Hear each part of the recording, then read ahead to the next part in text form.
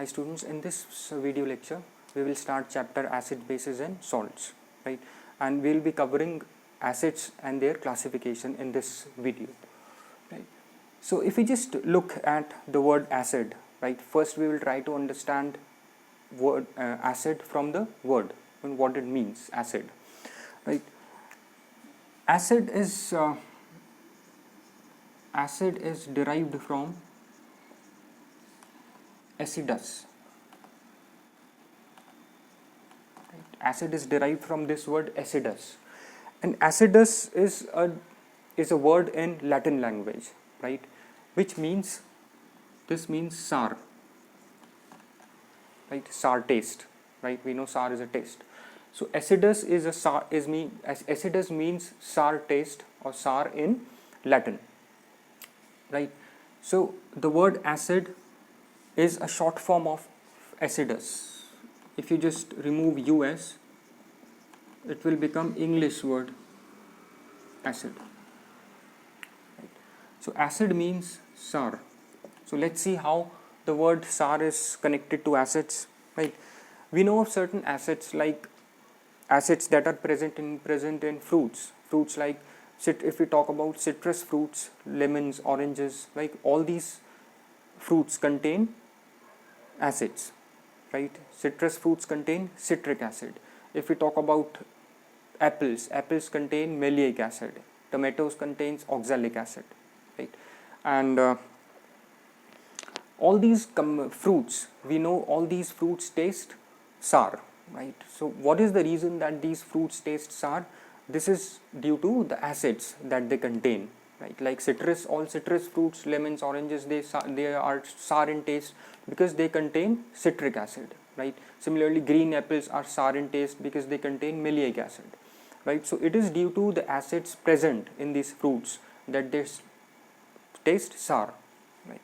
Similarly, if we talk about souring of milk and curd, it's due to lactic acid, right? So from the word acidus or the word acid, we got to know that acids are sour in taste, right?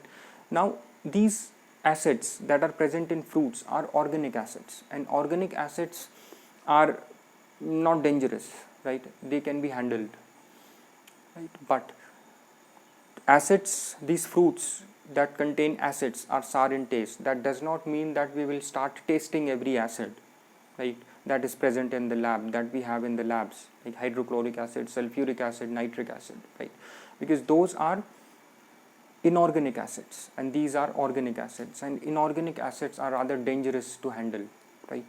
Why? Because they can cause severe burns. They can burn your skin, right? If you touch those acids to your skin will get burned, right? So it is not advisable to test acids via tasting them. Don't taste acids to test them, right? Because you may get severe burns if it's an inorganic acid. So it is not advisable to taste acids to test them, right? So let's see what an acid, if we talk about the chemical definition of acid, what does it mean? What is the chemical definition of acid? Right. Let's take some examples. Like we have HCl, H2SO4, right? CH3COOH, right? HNO3. We see that all these all are acids, and all these acids have one thing in common, that all these acids contain hydrogen atoms, right? All these acids contain hydrogen atoms. So one thing now we know that acids contain hydrogen atoms, but that is not the only criteria to define these compounds or to categorize these compounds as acids. What is the condition for any chemical compound to be an acid is very important, that all these compounds, when added to water in their water solution, they will release these hydrogen atoms that they contain. They will release these hydrogen atoms in the form of hydrogen ions or hydronium ions. I'll repeat, all chemical compounds that should be classified as acids will release their hydrogen atoms that they contain in the form of hydrogen ions or hydronium ions. We'll understand what is hydronium ion, right? So when any of these acids is added to water, it will produce or it will release the hydrogens that they contain, right, in the form of hydrogen ion, or we also call it as H3O plus. We'll see how it forms H3O plus, right?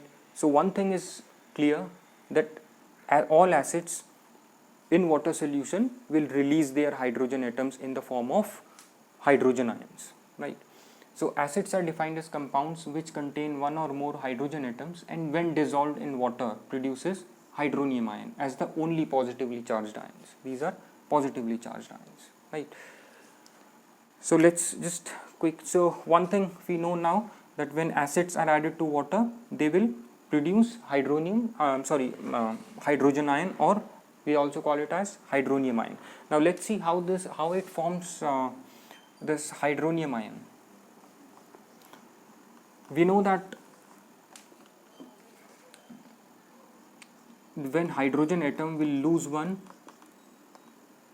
electron, it will form hydrogen ion. And we know that now, since hydrogen atom contains only one electron in its only shell, right? So now this hydrogen ion does not contain any hydrogen, this hydrogen ion does not contain any electron, right? So in water, this is water, right?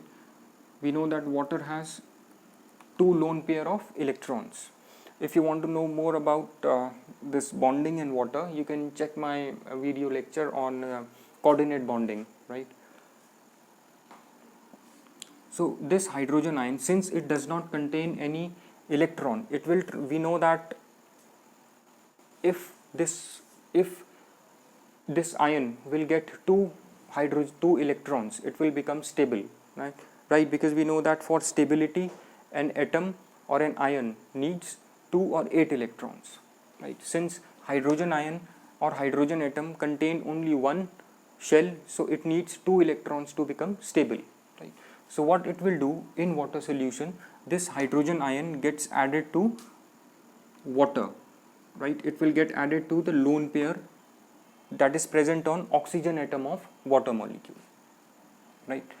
So this is how it works. This hydrogen ion will get attached to oxygen atom of water molecule, right? It will get attached to this lone pair, right? So it will gain this lone pair and will complete 2 electrons in its outermost shell and will become stable, right? So we write it as hydrogen ion plus water molecule, right? It will form H3O plus. This is hydronium ion, and this positive charge is due to the positive charge of this proton or hydrogen ion, right? And if we want to draw the structure of this hydronium ion, we know that this hydrogen ion gets added to the lone pair on oxygen atom via coordinate bonding, right? Coordinate bonding means this lone pair would be shared. This lone pair that is present on oxygen atom would be shared with the hydrogen ion, right? So we can write the structure of water molecule as I will write the structure of hydronium ion as, right?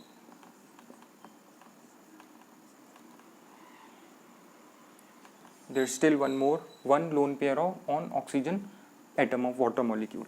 So we know that coordinate bond is represented via arrow, which is pointing from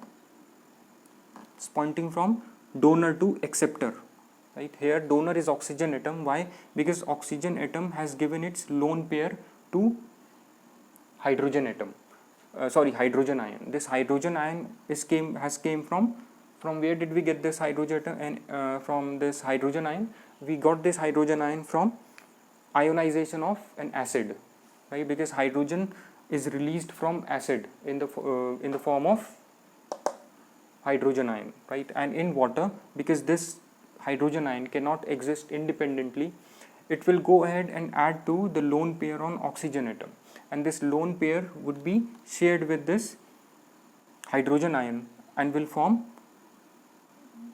hydronium ion via this coordinate bonding. Coordinate bonding means when the electron pair will come from one of the combining atoms. Here oxygen and hydrogen is combining, but this lone pair is coming only from oxygen atom towards hydrogen atom. So we represent it via arrow from donor to acceptor. Acceptor is hydrogen atom in this case, right? So structure of hydronium ion is clear. This is very important. So one important thing is the properties of acids are the properties of this hydronium ion. It is the acid will behave as acid because of this hydronium ion only, right? This is important. The acidic properties of acids are due to the properties of hydronium ions present. And how it gets formed? It gets formed when hydrogen ion released from acid will react with oxygen atom of water molecule, right, via its lone pair of electrons, and lone pair of electrons would be shared with hydrogen ion via coordinate bonding, right? This is important. Now let's see the classification of acids. So now we know that what are acids? Acids are those chemical compounds which contains one or more hydrogen atoms, right, and when dissolved in water will release those hydrogen atoms in the form of hydronium ions or hydrogen ions. It's better we call it as hydronium ions because hydrogen ions cannot exist independently, right? So it will react with water molecule producing hydronium ion, right? Now let's see the classification. We have said that depending on the source, if we talk about the source of acids, from where did we get the acid?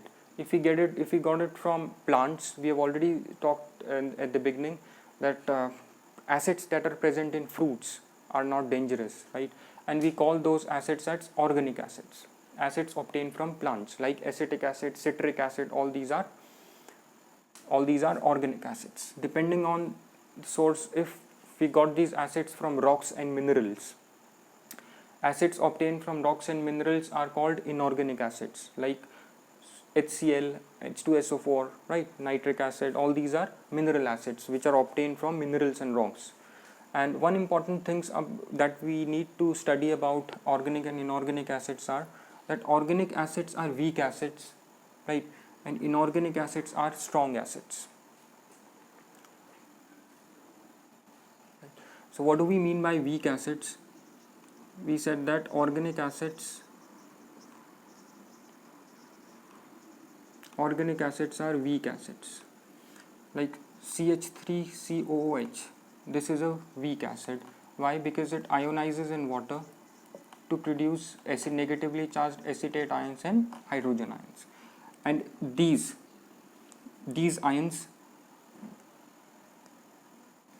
this is a weak acid because it contains ions as well as molecules. By strong acid we mean, okay, whenever we say strong acid means acid will completely ionize in water solution producing hydrogen ions, right? And weak acid means the acid is feebly ionized. The acid in water solution will not completely ionize to give hydrogen ions.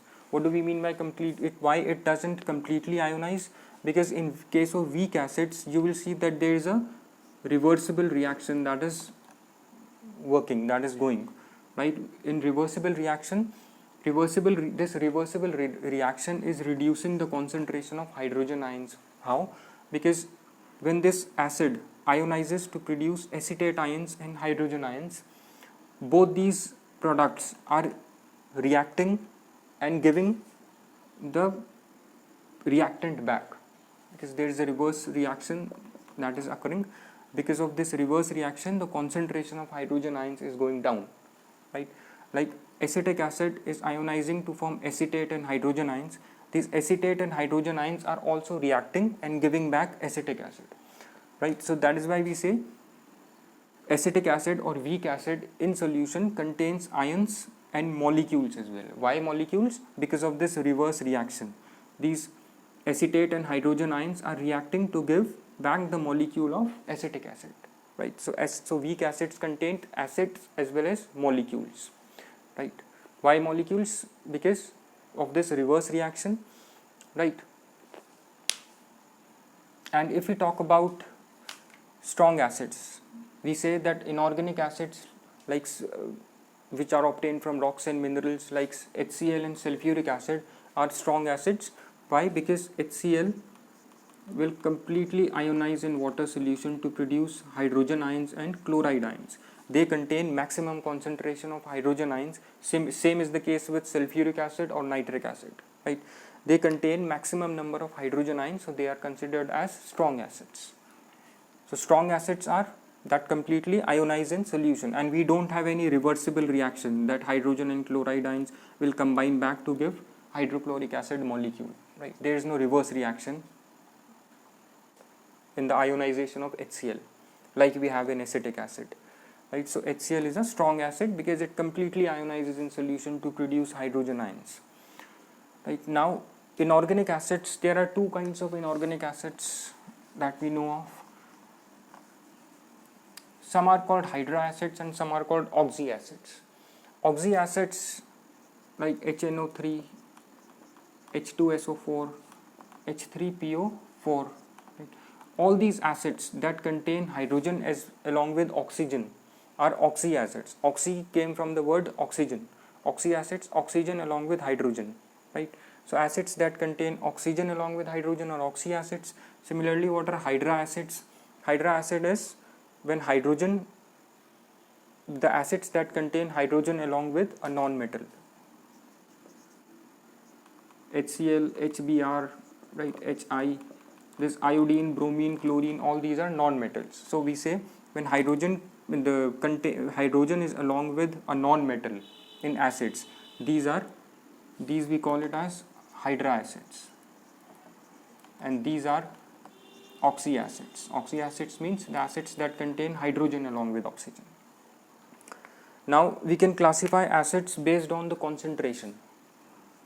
By concentration, what do we mean by concentration of acids?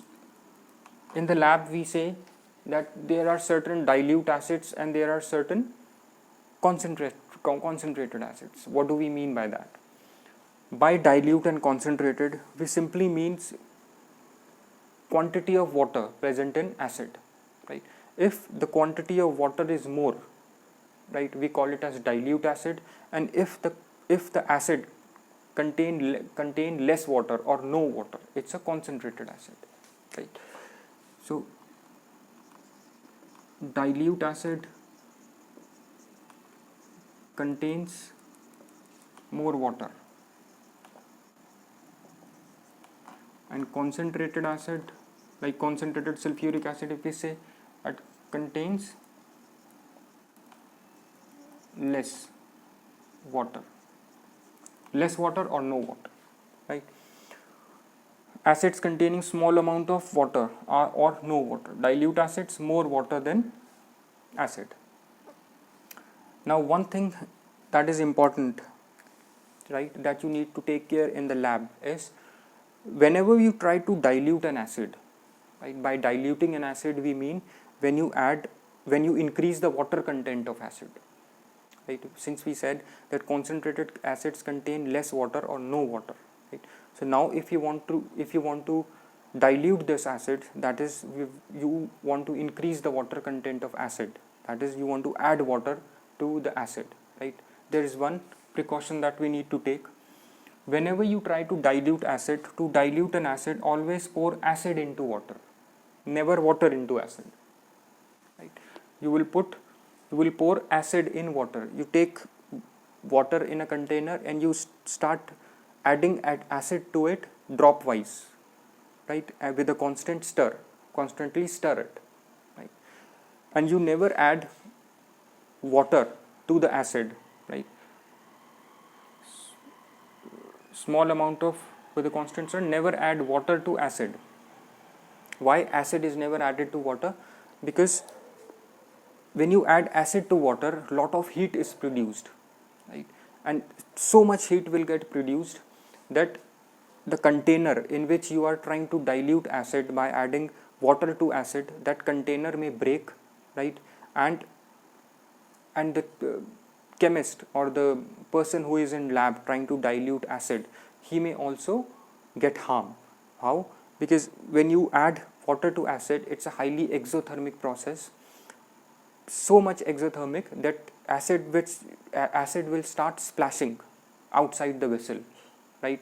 And it may fall upon the person, right? So to dilute an acid, always pour acid into water in small amounts with constant stir. Never add water to acid, as it's a highly exothermic process producing large amount of heat, right? So to dilute acid,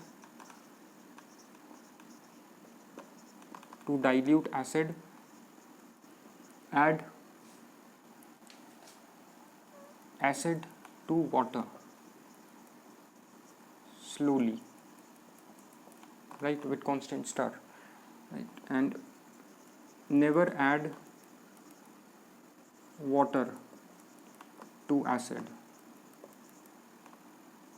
as it's a exothermic process. That is, exothermic processes, what do you mean by exothermic process? That is, lot of heat is produced in the reaction. Heat is produced, right? And due to this heat produced, the vessel or the container may break, right? And splashing of acid will result, and it may cause harm to the persons around, to the people around, right? So this is important. Now, strength of acids. What do we mean by strength of acid? Since a minute back we have discussed about strong acid and weak acid, right? And we said that strong acids are those acids which contain maximum concentration of hydrogen ions in water solution. That is, when we add acid to water, it will produce maximum concentration of hydrogen ions. That is, or we said that when we add as strong acid to water, strong acids will completely ionize in water solution, right, to produce high concentration of hydrogen ions. So by strength depends on degree of ionization and concentration of hydronium ion. More hydrogen ions means more hydronium ions, right? So degree of ionization is number of acid molecules ionized upon total number of acid molecules. For alpha greater than 30%, acid is considered as strong acids. We'll see how this formula works, right? So we, by strength of acid,